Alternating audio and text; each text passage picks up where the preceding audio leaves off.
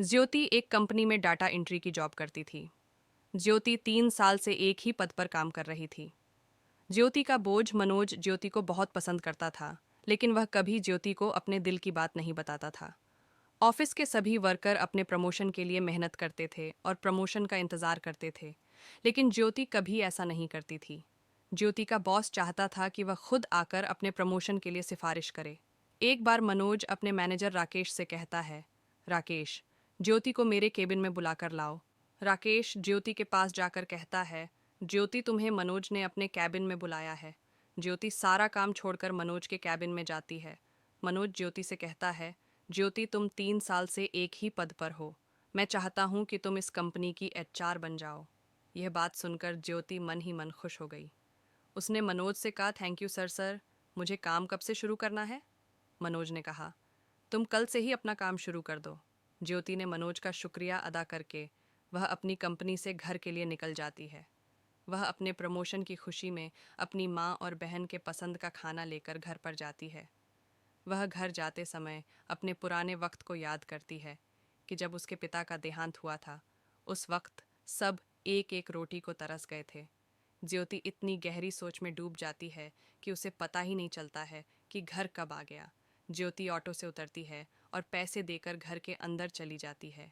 ज्योति के हाथ में बहुत सारा सामान देकर उसकी बहन खुश हो जाती है। माँ के पूछने से पहले ही ज्योति बोलने लगती है, माँ, मेरा प्रमोशन हो गया है। अब हमें कभी पैसों के लिए तरसना नहीं पड़ेगा। पूरे 25,000 सैलरी हो गई है। अब तो मैं अपनी बहन को अच्छे स्कूल में पढ़ाएंगी। उन तीनों की खुशी का ठिकाना नहीं था। अगले दिन जब ज्योति ऑफिस जाती है तो सब उससे जलते हैं कि इसे बिना मेहनत के अच्छी पोस्ट मिल गई है। ज्योति के ऑफिस में एक लड़की थी, मंजू। उसने आते ही कंपनी के मैनेजर को पटा लिया था ताकि उसकी पोस्ट ऊंची हो जाए। ज्योति के प्रमोशन होने पर वह मन ही मन पसारे थी, काश मैं मनोज सर को पटा लेती तो आज मैं इस पोस्ट पर होती। ज्योति दिखने में सीधी लगती है पर है बहुत चालू। मंजू ज्योति के पास गई और उसके कान में बोली, बेटा, बहुत लंबा हाथ मार दिया है तुमने, तो कमाल ही कर दिया। ज्योति ने हल्की सी स्माइल की। कुछ दिनों के बाद मनोज ज्योति को अपने पास बुलाता है और कहता है, ज्योति, मुझे तुमसे प्यार हो गया है। क्या तुम मुझसे शादी करोगी? यह सुनकर ज्योति और भी ज़्यादा खुश हो जाती है और तुरंत शादी के लिए हाँ कर देती है। मनोज ने पंडित से अच्छा सा मुहूर्त निकालकर ज्योति से शादी कर लेता है। शादी होने पर मंजू और चिढ़ जाती है और ज्योति के पास जाकर कान में कहती है, तू तो नौकर से मालकिन बन गई।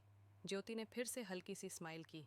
रात के समय मनोज ज्योति से कहता है, मुझे जल्दी से एक प्यारी सी बेटी दे दो, बिल्कुल अपनी जैसी। मनोज ज्योति के साथ पहली रात को सारे रस्म रिवाज को पूरा करता है और फिर दोनों सो जाते हैं। और इधर मंजू ज्योति से बहुत जलती है, इसीलिए उसे रास्ते से हटाने की प्लानिंग करने लगती है और एक दिन अपने साथियों से मिलकर ज्योति को मरवा देती है। मंजू अब खुश हो जाती है कि अब मनोज सर से मैं शादी कर लूँगी। और इधर मनोज ज्योति का इंतज़ार करता है पर वह नहीं आती है। मनोज फ़ोन ट्राई करता है, उसका फ़ोन भी नहीं लगता है। मनोज ज्योति को काफ़ी ढूंढता है पर वह कहीं नहीं मिलती है। तो मनोज पुलिस स्टेशन जाकर ज्योति के गुमशुदगी की रिपोर्ट लिखवाता है। काफ़ी जांच करने के बाद पता चलता है कि मंजू ने उसे मरवा दिया है। सारे सबूत मिलने पर पुलिस मंजू को पकड़कर ले जाती है। अब मनोज का रो रो कर बुरा हाल हो गया था। दोस्तों, लालच बुरी बला है। लालच ने ही मंजू को जेल में भेज दिया।